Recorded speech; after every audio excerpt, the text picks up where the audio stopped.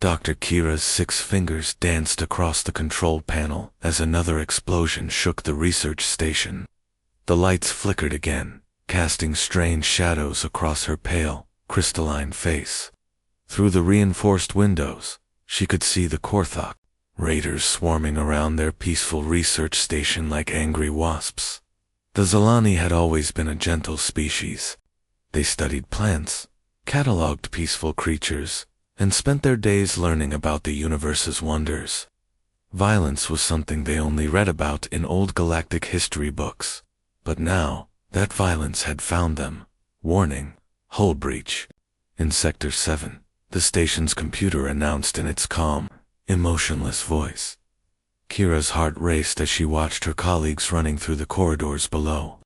Professor Tolan stumbled past her window, his research notes scattered behind him like fallen leaves. The elderly scientist's face showed pure terror, an expression no Zalani should ever have to wear. The Korthok were known throughout this part of the galaxy as brutal raiders. They took what they wanted and destroyed everything else. Worse still, they captured peaceful species, like the Zalani, to sell as slaves in the dark markets beyond civilized space. Another blast rocked the station. This time, Kira heard the horrible sound of metal tearing apart. The raiders were cutting through their hull like it was made of paper. Their advanced shields and defensive systems designed to protect against space debris and cosmic radiation were useless against military weapons.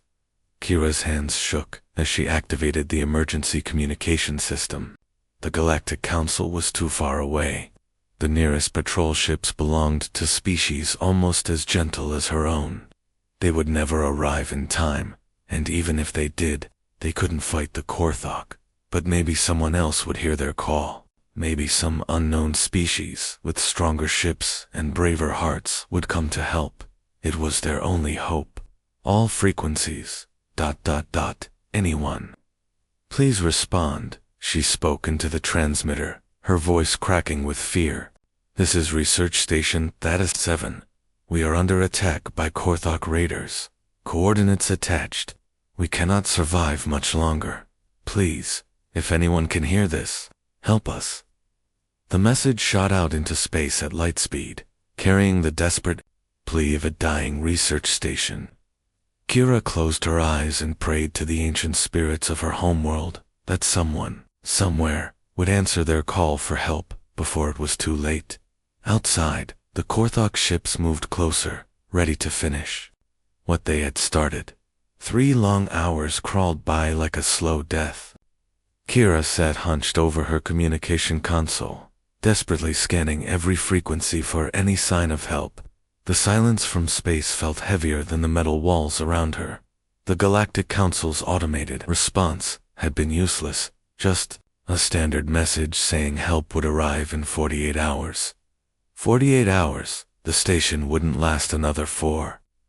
The nearby patrol ships from the Vorthan system had gone completely quiet.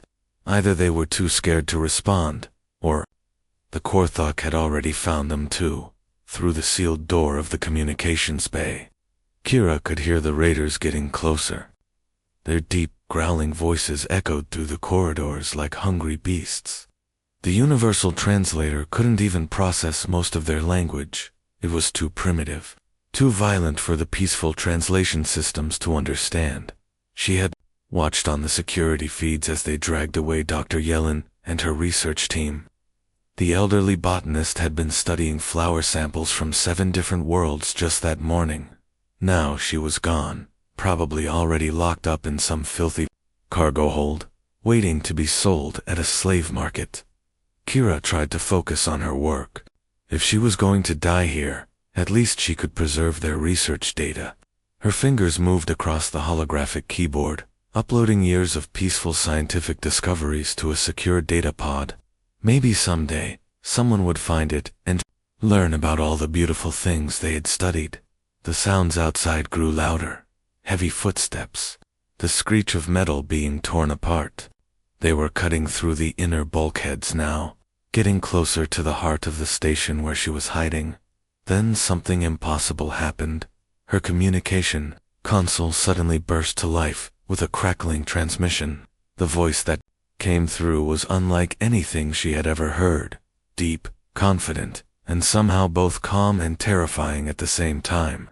SOS received. Deathworlder fleet responding. Admiral Jin commanding. Maintain position. Kira stared at the glowing screen, her crystalline eyes wide with confusion. The transmission was strong and clear, coming from somewhere close, but the words made no sense. Deathworlder fleet. What in the seven moons was a Deathworlder? She had studied every known species in this sector of the galaxy. The term wasn't in any of her databases. It sounded dangerous, maybe even worse than the Korthok, but they had responded to her call for help. They were coming. Whatever these Deathworlders were, they might be her only chance at survival.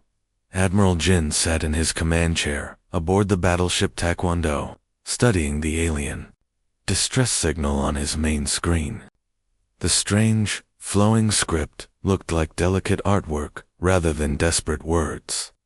His universal translator was working overtime to make sense of the message. But the emotion behind it came through clearly, pure terror. Analysis complete. Sir, Commander Yoon announced from her station. She was Jin's best tactical officer, someone who could read a battle situation faster than most people could read a menu. Her face was grim as she looked up from her console. What are we dealing with? Jin asked, though he already suspected the answer. Korthok raiders, sir. 12 ships, heavy assault class. Same bastards that hit the Kepler mining colony last month. Yoon's jaw tightened. Looks like they found themselves another soft target. Jin felt that familiar cold anger settle in his chest. The Kepler colony had been a disaster by the time human forces arrived. Half the miners were dead, and the other half had been taken as slaves. The images from that rescue mission still haunted his dreams. The Admiral stood up and walked to the main view screen, hands clasped behind his back. Around him, the bridge crew worked with quiet efficiency. These were Earth's finest men and women who had trained their entire lives for moments like this. How long to reach the distress signal's location? He asked. 18 hours at maximum warp, sir, replied Navigation Officer Kim. Too long. Jin turned to face his communications officer. Send a priority signal to the Hapkido and Kumdo. Tell them we're executing an emergency combat jump. 10 minutes to departure. Sir, should I inform them this is a rescue mission? The communications officer asked. Jin's expression darkened. Tell them to load full combat packages. Heavy ammunition, boarding pods, the works. Commander Yoon looked up from her station. Full combat load for a rescue mission, sir. Jin's voice carried the weight of hard experience. The only language raiders understand is overwhelming force. These Korthok think they can terrorize innocent researchers because they're dealing with peaceful species. He paused, looking out at the stars ahead. They've never met humans before. The bridge fell, silent, except for the hum of preparation. Weapon systems came online. Jump drives charged with deadly purpose. Throughout the 3 ships of Jin's task force, human warriors prepared for what they did best. The Korthok were about to learn why Earth was called a death world. The human warships appeared at the very edge of the star system like ghosts in the darkness. They moved without making a sound, their engines barely whispering as they glided through the cold emptiness of space. Every captain knew this was no ordinary mission. This was about revenge. Captain Jin stood on the bridge of the lead vessel, her hands gripping the metal railing as she watched the scanner screens. Her ship's computers were already painting a picture of what lay ahead, and it made her blood run cold. 12 alien ships circled the human space station like hungry wolves around wounded prey. The station hung there in space, broken and bleeding atmosphere from dozens of holes torn in its hull. Captain, we're getting readings from the enemy vessels, her second-in-command reported from his position at the sensor station. Commander Yoon's voice was steady, but Jin could hear the anger beneath his professional tone. They're not just attacking the station anymore. They're taking people. Jin's jaw tightened as she processed this information. The Korthok weren't known for taking prisoners. They were known for something much worse. These creatures from the outer darkness had been terrorizing human colonies for months, and now they had crossed a line that could never be uncrossed. How many of our people are still alive on that station? Jin asked, though she dreaded the answer. Unknown, Captain. But the Korthok ships are using transport beams. They're pulling survivors off the station and bringing them aboard their vessels. The bridge fell silent except for the quiet hum of the ship's systems. Every crew member knew what this meant. They all knew the stories about what happened to humans who fell into Korthok hands. It was the kind of fate that haunted the nightmares of every person who lived on the frontier worlds. Jin turned away from the tactical display and looked out at the stars ahead. Somewhere in that darkness, her people were suffering. Families were being torn apart. Children were crying for parents who might never come home. The weight of command had never felt heavier than it did in this moment. All ships, this is Captain Jin. She spoke into her communication device, her voice carrying to every vessel in the fleet. We have 12 enemy ships between us and our people. They think they're the hunters here. They think they can take what belongs to humanity without consequence. She paused, letting her words sink in across the fleet. They're about to learn how wrong they are. Weapon systems online. Target acquisition protocols active. We go in fast. We hit hard, and we don't stop until every last one of those creatures is floating dead in space. The fleet began to move forward, picking up speed as they closed the distance to their targets. Kira's hands trembled as she stared at the readings, flooding her computer screens. The numbers didn't make sense at first, but then the terrible truth hit her like a physical blow. Something massive was heading straight toward their location, and it wasn't the Korthok reinforcements she had been dreading. Her sensor array was going crazy, detecting energy patterns that seemed impossible. The power signatures were off the charts, bigger than anything she had ever seen before. These weren't the usual raider ships that terrorized the outer colonies. These were something entirely different. Something that shouldn't exist according to everything she knew about spacefaring civilizations.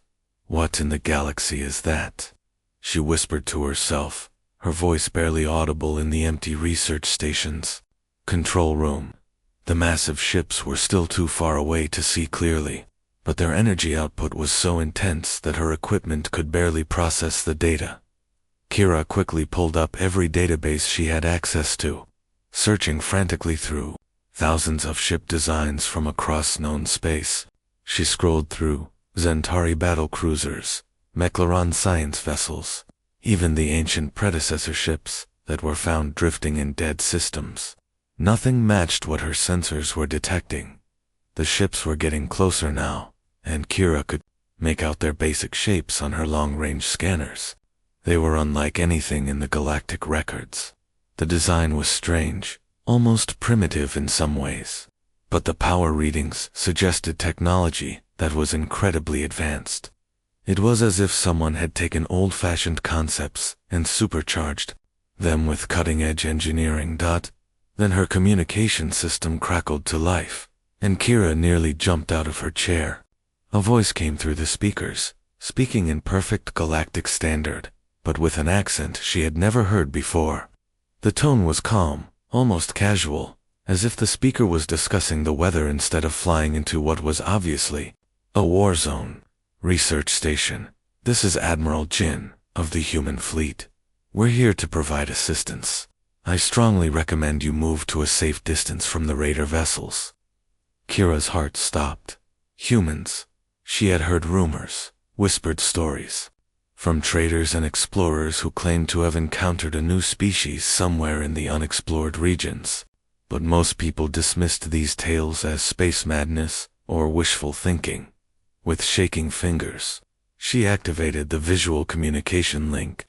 The screen flickered to life, and Kira found herself staring at something that made her blood run cold. The creature on her screen looked like it had crawled out of her worst nightmares. It had two eyes, positioned at the front of its head like a predator, and when it spoke, she could see rows of sharp white teeth. Its skin was a dark bronze color, and everything about its appearance screamed danger. But what terrified her most was how calmly this human was talking about combat, as if violence was the most natural thing in the universe. I've expanded the passage to 450 words in simple, engaging English. The narrative maintains the human-centric perspective while showing the methodical, almost terrifying efficiency of the human fleet. The writing focuses on Kira's perspective as she witnesses something unprecedented, the complete destruction of a feared raider fleet in just 14 minutes. The tone remains natural and avoids AI-generated language patterns while keeping the content appropriate for YouTube policies. I've expanded the passage to focus on the tense aftermath of the battle, showing Admiral Jin and his boarding party from Kira's perspective. The writing emphasizes the predatory nature of the humans, while maintaining their calm professionalism, and reveals the shocking scope of their campaign against the Korthak.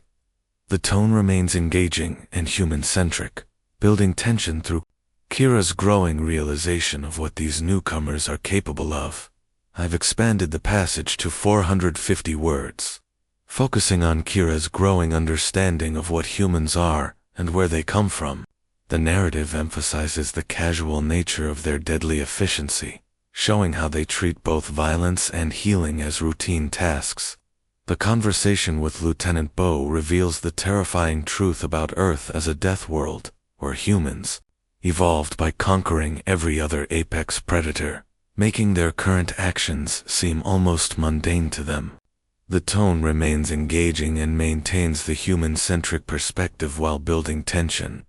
Through Kira's growing realization of what these newcomers represent, I've expanded the final part to 450 words, focusing on Kira's decision to join the human fleet and her growing understanding of what they represent. The narrative maintains the engaging tone while showing her internal conflict between fear and fascination. The ending emphasizes the humans as both deadly predators and galactic protectors, setting up Kira's journey as both a scientific opportunity and a life-changing experience.